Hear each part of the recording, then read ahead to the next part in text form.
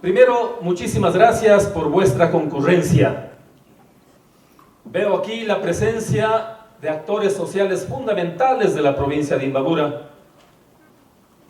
Este acto no es un acto de masas, es un acto de dirigentes, de actores sociales que representan a diversos sectores organizados de nuestra querida provincia, y eso a nosotros nos llena de especial entusiasmo saber que se encuentran aquí presentes. Yo debo comunicar a ustedes en esta rendición de cuentas del año anterior que en efecto en el ejercicio de mi función parlamentaria hasta mayo del año anterior venía cumpliendo mis funciones como miembro de la Comisión de Soberanía, Seguridad y Relaciones Internacionales de la Asamblea Nacional. Sin embargo, en mayo se cambiaron las comisiones, mejor dicho, la mayoría continuaron, pero algunas que otras personas nos cambiaron de ubicación en forma abrupta. Me sacaron de aquella comisión, eso tiene que saber ustedes. ¿Y saben por qué me sacaron? Porque a nuestra comisión se nos encargó la responsabilidad de investigar el tema de la caída de los helicópteros Drup, donde se involucra también el asesinato al general Jorge Gabela, excomandante de la FAE. Sin duda yo era una piedra en el zapato para el gobierno, por eso me sacaron de la comisión y no respetaron mi decisión a qué comisión debo acudir. Simplemente me enviaron a una comisión de derechos colectivos que comúnmente se la conoce como la congeladora. Pero así es el activar político en nuestro medio. También me sacaron de la comisión del Parlamento Latinoamericano, comisión en la que participé durante los 2 primeros años representando al país en el ámbito latinoamericano. En el accionar del día a día en la Asamblea, por supuesto, como es mi costumbre, he asistido puntualmente a las sesiones del Parlamento, y cuando no he podido estar por obvias circunstancias, allí ha estado la doctora Alicia Soto, mi compañera asambleísta alterna. En mayo también del año anterior, el bloque parlamentario me designó como jefe del bloque, y desde allí me vengo desempeñando en esa función hasta los presentes días. Yo creo que esta actitud perversa en contra mía, ocurrida en la Asamblea por parte de las autoridades de la Asamblea, se debe fundamentalmente a que todavía persiste una resaca del resultado electoral de hace 2 años, que como ustedes recordarán, aquí en Imbabura, mi partido político ganó prácticamente todas las elecciones seccionales, de donde no teníamos absolutamente nada, y no les pasa realmente, y qué pena que sea así el sectarismo, no les pasa ese resultado electoral, pero más allá de eso, ahí estamos, con nuestro prefecto, con nuestros alcaldes, cumpliendo a cabalidad con la responsabilidad que el pueblo de Imbabura nos designó. Quiero adicionalmente comunicarles que en el ámbito de la fiscalización, ustedes saben bien que la tarea del parlamentario es legislar y fiscalizar. Sin embargo, en el ámbito de la fiscalización, es lamentable que ustedes conozcan que en este Parlamento durante más de 9 años no hay nada, absolutamente nada, de procesos de fiscalización, de auditoría y de control. Esto nunca antes ha ocurrido en la vida política del país. De ahí que la tarea de los parlamentarios está circunscrita básica y fundamentalmente a pedir informes a determinados ministerios, dependencias públicas, y eso lo hemos hecho constantemente. Hemos pedido informes sobre el caso de los Drup, que todavía recién están empezando las investigaciones, no se sabe nada todavía de ese tema, y nos han dado una entrega absolutamente parcial de esa documentación. Lo mismo del asesinato del general Jorge Gabela, excomandante de la FAE, que ustedes han visto en estos últimos días. La esposa del señor Gabela sigue insistiendo en que se esclarezca la verdad, pero nada de eso se ha dicho, sobre todo en un informe de un perito argentino, cuyos datos no se dan a conocer a la opinión pública. Hemos pedido información sobre el tema del Seguro Social ecuatoriano, sobre los estudios actuariales de esta entidad tan importante para el país, sobre las inversiones del Seguro Social, y no tenemos respuesta. Hemos pedido informes sobre los beneficiarios de una ley de remisión de intereses y multas que se aprobó no hace mucho, que es una importante ley, por supuesto, para saber quiénes son los que se benefician mayormente con este tipo de bondades, pero no se nos entrega aquella información, porque sabemos que los mayores beneficiarios son los grandes banqueros, grandes empresarios de este país, y no tanto la gente sencilla, común y corriente que tiene problemas en cuanto a intereses y multas. Hemos pedido informes sobre las inversiones en toda la contratación pública en este país y no tenemos ningún tipo de respuesta. Hemos solicitado informes sobre los procesos de minería en INTAG. Ustedes saben que ahí hay un proceso de incursión minera muy profundo, que tiene conflictos con nuestro municipio de Cotacachi. Nos han entregado en forma parcial, tanto de Senagua como del Ministerio del Ambiente, y esa información también la hemos entregado al municipio de Cotacachi. En cuanto al trámite legislativo, ya dije, legislar y fiscalizar es la tarea básica de un parlamentario, no es la de hacer obras. Obras la hacen nuestros compañeros que están acá, el Ministerio de Obras Públicas y otras entidades del gobierno central. Se han aprobado algunas leyes del año anterior, algunas muy positivas, por supuesto. No creo que todo sea malo. Por ejemplo, la ley que significa el Código General de Procesos para agilitar todos los trámites de carácter burocrático en la administración pública. Lo que acabé de señalar, la ley de remisión de intereses y tributos, importante en unos casos.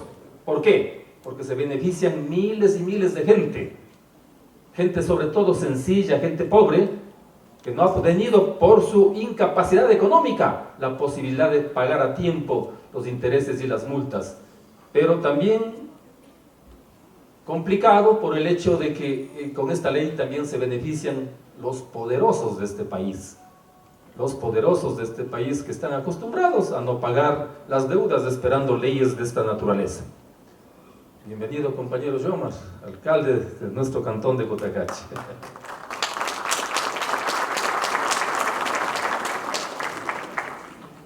La ley de servicios postales que aprobamos también es una ley sumamente importante.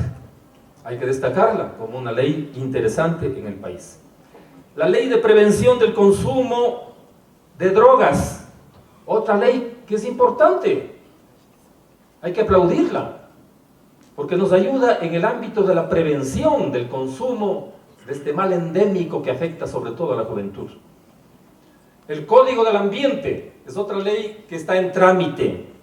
Está en trámite porque se resolvió que pase a consulta prelegislativa. Consecuentemente, este rato se está consultando a diversos sectores poblacionales del país para escuchar sus opiniones, aunque esas opiniones no tienen el carácter de vinculante.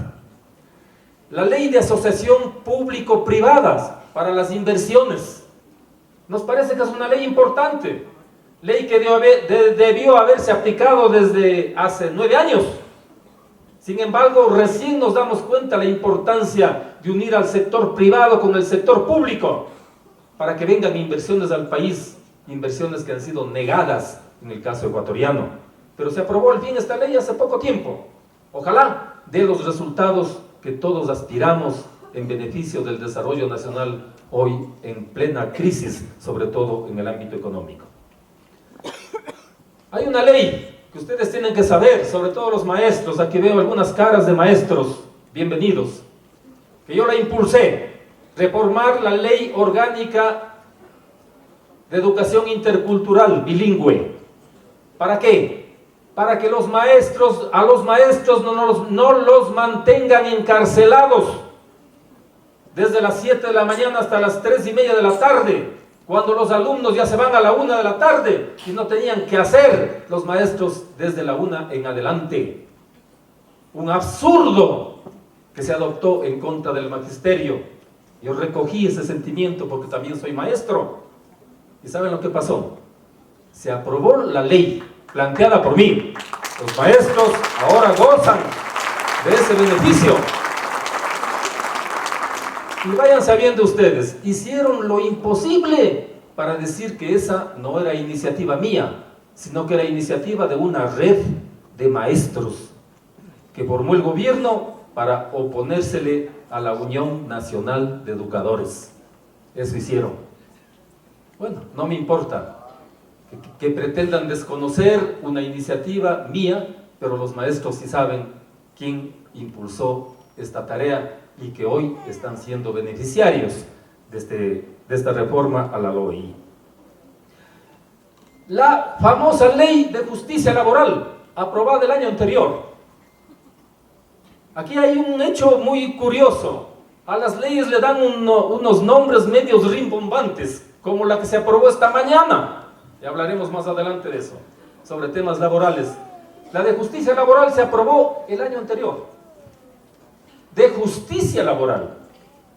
Pero en esa ley se le quitó el 40% del aporte obligatorio del Estado para las pensiones jubilares, lo que ha provocado un gran conflicto en todo el país.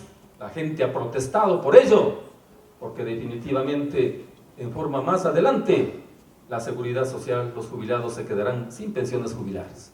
Eso es así, porque no es lo único. Además le quitaron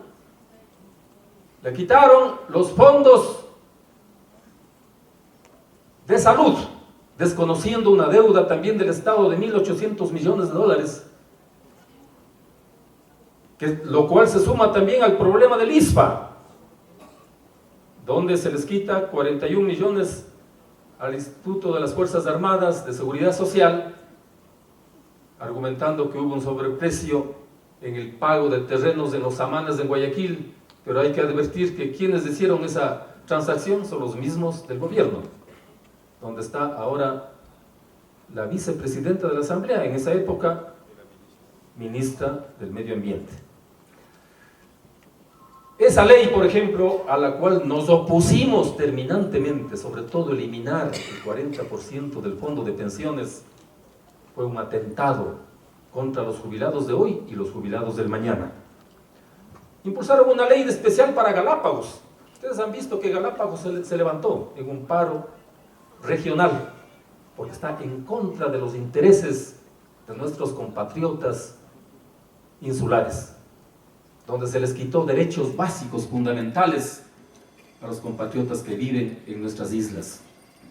No les importó, más allá de la protesta insistente de la gente y que siguen protestando, pero ahí ya está vigente esa nueva ley. El año anterior también se aprobó el presupuesto general del Estado para el 2016. Eso generalmente ocurre en noviembre de cada año.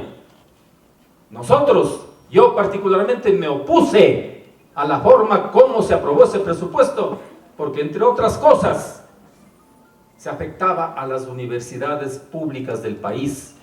Ustedes saben que yo me debo a la academia universitaria y no podía justificar que 13 o 14 universidades públicas sean afectadas y recortados sus presupuestos.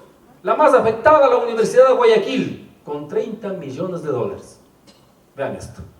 Entonces yo no podía aprobar una situación de esta naturaleza. Tampoco pudimos aceptar la propuesta gubernamental para que se les quite la posibilidad de que las empresas eléctricas contribuyan reteniendo $1.70 para el funcionamiento de los cuerpos de bomberos del país, institución tan sublime que realiza una obra maravillosa en beneficio de la colectividad, y sin embargo se aprobó quitarles esa posibilidad de que a través de las empresas eléctricas se retenga ese pequeño porcentaje a través del cual subsisten los cuerpos de bomberos. Hoy están haciendo convenios entre los cuerpos de bomberos con las empresas en términos regionales para ver la posibilidad de que puedan seguir reteniendo ese impuesto que les permite subsistir. Ustedes saben que el año anterior adicionalmente se impulsó dos leyes, la de herencias y plusvalía, leyes realmente confiscatorias en contra del emprendimiento familiar, leyes que incrementaban los impuestos uno sobre otro.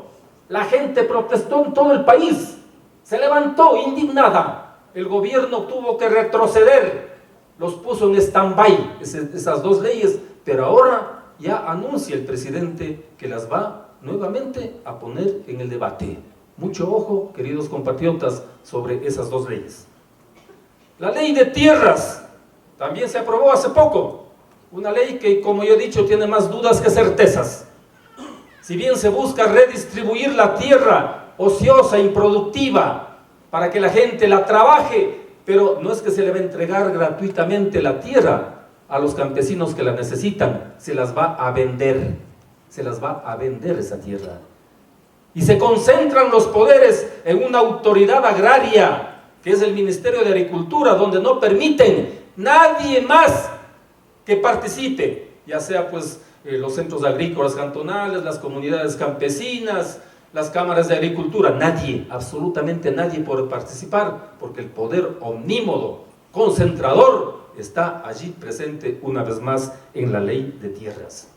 Se aprobó también el año anterior una resolución encaminada a reglamentar, escúcheseme bien, a reglamentar los discursos de los legisladores en la Asamblea. ¿Dónde se ha visto esto? En ninguna parte del planeta. Que a un legislador le pretendan poner una mordaza para saber cómo tiene que hablar, hasta dónde tiene que decir sus ideas. Sin embargo, eso se aprobó en nuestro Parlamento, curiosamente. Bueno, y lo más destacado, entre comillas, sin duda, del ámbito legislativo del año anterior fue las famosas llamadas enmiendas constitucionales. Todo el año, como ustedes saben, se produjo el debate de esta temática. Todas a esos cambios a la Constitución los calificaron como enmiendas, pero realmente no son enmiendas. Para mí apenas 4 son enmiendas, el resto son reformas. Enmiendas son aquellas de cambiar el término provisional por previsional, a lo mejor era una falla hasta de carácter ortográfico. Era enmienda ampliar la función de la Defensoría del Pueblo, que no afecta a la estructura del Estado. Era enmienda el derecho de que se paguen las pensiones jubilares a las Fuerzas Armadas, no afecta mayormente a la estructura. Rebajar la edad de 35 años a 30 para poder ser candidato a alguna dignidad de carácter nacional. Es una simple enmienda, aunque está hecha a la medida desastre, para que le favorezca a una que otra ciudadana de este país, ¿no es cierto? Pero el resto son reformas, porque alteran la estructura del Estado. Por ejemplo, mermar las competencias de la Contraloría General del Estado, para que esta entidad no pueda realizar auditorías de gestión. Eso, por ejemplo, está encaminado a cubrir cosas que han ocurrido aquí, como por ejemplo, el tema del Aromo en Manabí, donde no hay la tal refinería del Pacífico y 1.200 millones de dólares se han despilfarrado allí, solamente en movimiento de tierras. Eso nadie puede comer el cuento de que es una simple enmienda. El cambio de la misión de las Fuerzas Armadas. Ustedes han visto el conflicto que existe ahora entre el gobierno y las Fuerzas Armadas, que es evidente. Querer cambiar esa misión para ponerles con el papel de la Policía Nacional a las Fuerzas Armadas, eso molesta, eso altera la estructura del Estado. El caso de nuestros GADS, los organismos seccionales, quitadas competencias en salud, en educación, en deportes, y que ya no pueden realizar consultas populares sobre temas de interés regional o local o del territorio. Aquí recuerdo lo que hacía Yomar Ceballos, recientemente impulsando una consulta en Cotacachi sobre la minería, y no le permitieron, porque sabíamos que más del 80% de la gente en Cotacachi estaba en contra de la explotación minera a gran escala y a cielo abierto. Y sin embargo esperaron que se aprueben las famosas enmiendas para impedir este derecho de los organismos seccionales. La comunicación, ese derecho humano fundamental de la gente, ahora convertido en servicio público, queriendo parecerlo al alcantarillado, al servicio de agua potable o la recolección de basura. Eso no puede ser. Solo en este país puede haber ocurrido una cosa de esta naturaleza. Las zonas geográficas, las 7 nuevas zonas, ya no hay tal. El próximo año tenían que elegirse ya gobernadores de cada zona. Ahí también está una de las denominadas enmiendas. Consecuentemente quedan en el limbo las nuevas zonas geográficas. Y la famosa reelección indefinida, por supuesto, que fue la parte central, de la cual no quisieron saber nada en el gobierno para una consulta popular de un tema tan trascendente, que fuera condenado por el Papa Francisco cuando vino acá. Él dijo: los que se creen insustituibles, vayan a verles en los cementerios, ahí yacen con sus nombres en las tumbas. Ese ícono de América Latina, como es José Mujica, expresidente del Uruguay, también dijo: esto es monárquico. Simón Bolívar, del cual a veces se llenan la boca diciendo que la espada de Bolívar está surgiendo y blandiendo en toda América Latina, él también dijo que los tiranos son los únicos que pretenden eternizarse en el poder. Y sin embargo, aquí sigue subsistiendo ese tipo de cosas. Ya vean lo que le pasó hace pocos días nomás al presidente de Bolivia, que pidió consulta popular para ver si la gente quiere que le reelijan en forma eterna, y la gente le dijo no. Lo mismo le está pasando en Argentina, en Venezuela y próximamente acá. La Asamblea Nacional, queridos amigos, en estas condiciones, por supuesto que no tiene pues los mejores perfiles de aceptación en el país. Una última encuesta de Cedatos señala que apenas el 22% de la población acepta y cree en la Asamblea Nacional y su papel. ¿Qué significa eso? Que si le calificamos de 1 a 10, tendría 2.2% sobre 10 la calificación del papel de la actual Asamblea Nacional. Es vergonzoso realmente participar, como en este caso, en mi caso, en una asamblea con estas condiciones.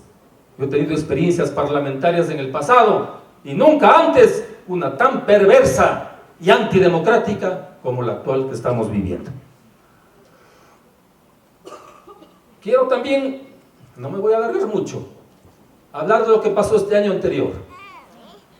Ustedes saben que en una sabatina que se produjo acá en nuestro cantón de Pimampiro, recibí los peores insultos del presidente Correa, quien me dijo que yo era lo peor de la política nacional y que había estado buscando desesperadamente ser candidato verde flex para la asamblea.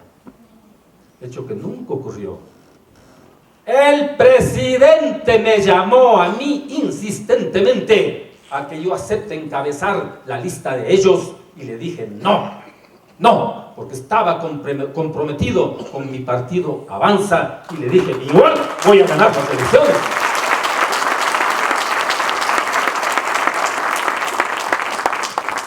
Después dijo que era lo peor de la política nacional. Tanto indignó a nuestra gente. Muchos de ustedes estuvieron en el Teatro Gran Colombia, en un acto grandioso de desagravio, de solidaridad que organizó la gente de Imbabura a favor mío, a raíz de estas malhadadas expresiones del presidente.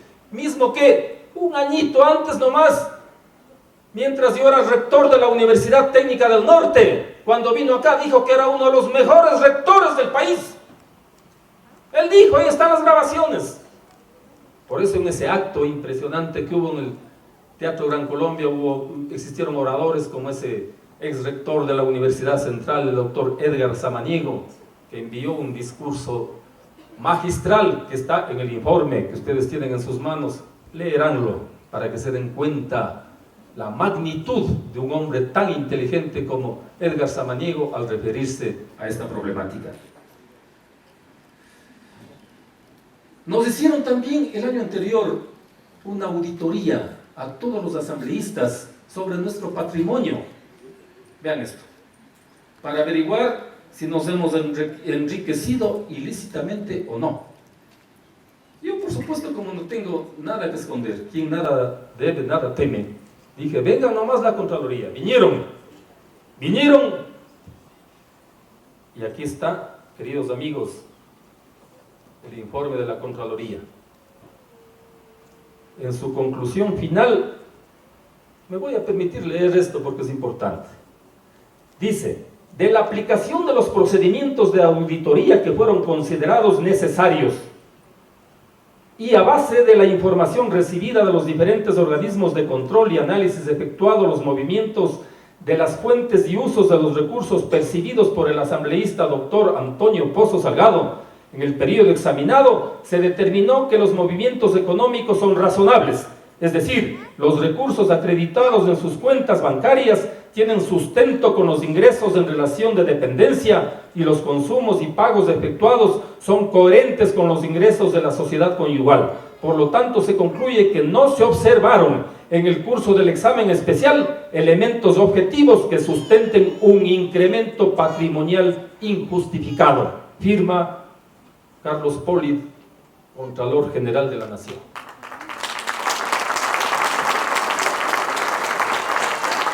Yo espero que conozcamos de todos los asambleístas públicamente estos informes para saber lo que una vez leí en el Diario del Norte de algunos de por aquí que han hecho compras de latifundios cerca del Yachay y que respondan ante la opinión pública cómo es que se adquieren tanto bien, casas multimillonarias y cosas así. Deben responder ante la opinión pública. En la parte final, queridos amigos, yo quiero decirles a ustedes, como lo dije al culminar el año 2015, realmente nuestro país está viviendo una crisis económica en terapia intensiva, aunque lamentablemente el gobierno no lo quiere reconocer. ¿Cuáles son los síntomas de esa crisis espantosa que vivimos? La caída del precio del petróleo y la apreciación del dólar, por supuesto. Eso es un tema que casi no nos compete como país, pero tampoco es justificación. Les pongo solamente un ejemplo. Todos los gobiernos anteriores al actual tuvieron precios del barril del petróleo menores a $30. Aquí, en cambio, en más de 8 años, un precio promedio de $100, que produjo el derroche y el dispendio. La apreciación del dólar. Hay países vecinos como Panamá y El Salvador, que también son dolarizados como nosotros. Panamá tiene el 6% de crecimiento en su PIB y El Salvador el 4% de su PIB de crecimiento. El Ecuador decrece en menos 0.8%, por eso es que estamos viviendo en recesión estos instantes, queridos amigos. El riesgo país ha caído hasta 1.800 puntos en estos últimos días. Eso significa desconfianza, no hay seguridad jurídica, no hay seguridad política. ¿Quién es responsable de esto? ¿Nosotros, los comunes y corrientes ciudadanos? Yo creo que no. El empleo y subempleo, 55% de la población económicamente activa del país. Acaban de quedar desempleados 85.000 ecuatorianos en las últimas semanas, votados por las empresas públicas y privadas. La deuda externa agresiva bordea los $40.000 millones. Nunca antes se ha endeudado tanto al país como ahora, cifras muy superiores al presupuesto general del Estado. La inversión extranjera en el Ecuador es nula, apenas $400 millones, mientras países vecinos como Chile, 20.000 millones, Colombia, 16.000 millones, Perú, 10.000 millones. El país con el mayor gasto público de América Latina, el Ecuador. Del 24% que había en el 2007, ahora ha subido el 49%. Las exportaciones han caído en un 9%. La balanza comercial desde el 2007 era superior a 1.426, hoy decrece en menos de 1.217 millones de dólares. Los depósitos bancarios caen en 2.700 millones de dólares. Los créditos bancarios caen en 1.400 millones de dólares. Entre el 2007 y 2015 se incrementan los empleados públicos en el 56%. Y no es que son los policías, los médicos, las enfermeras o los profesores como se nos pretende engañar. Es la burocracia. Antes había 15 ministerios, ahora hay 43. Incluyendo ministerios coordinadores de qué, pues, incluyendo ese de la felicidad, que alguien ya les dijo que derrocha felicidad del Cacha al Macará y desde el Yasuní hasta la manga del cura. Vean esto. El BIES, donde se deposita la plata de todos nosotros, los miembros, los afiliados, entrega dinero al gobierno con rendimientos del 2%. Del 2%. Aquí tengo documentos sobre eso. No estoy mintiendo, 2%. Nuestro dinero de los afiliados necesita tener mejores rendimientos, no el 2%. Aquí está.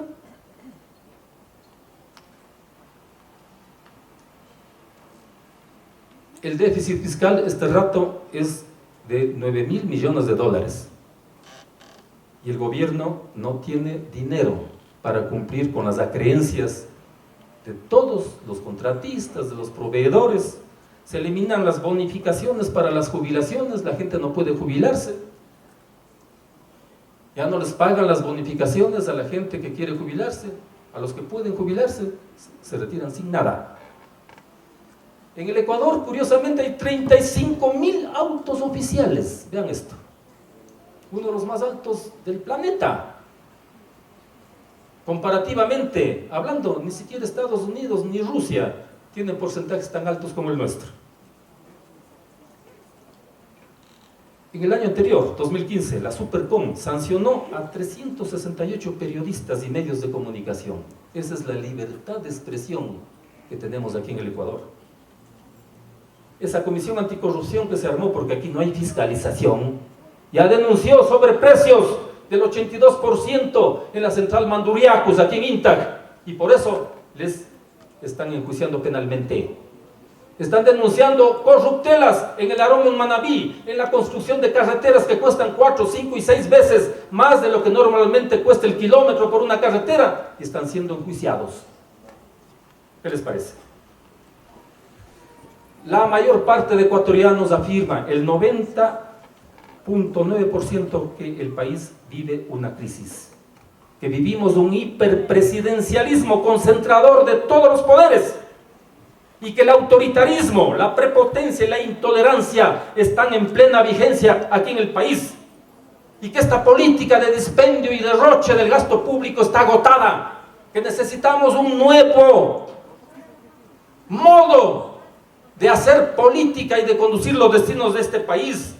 Lo que yo siempre he dicho, el Ecuador vive una crisis económica en una especie de terapia intensiva y que necesita algo así como una junta médica para darle una salida alternativa a esta crisis. Por eso estamos pugnando por una amplia alianza de todas las personas que pensamos diferente al oficialismo para darle gobernabilidad al Ecuador, lo que tanto necesitamos ahora. Por ello, queridos amigos, este breve informe, permítanme que lo sintetice de esta forma, diciéndoles a ustedes que definitivamente las cosas que se están haciéndose muy mal.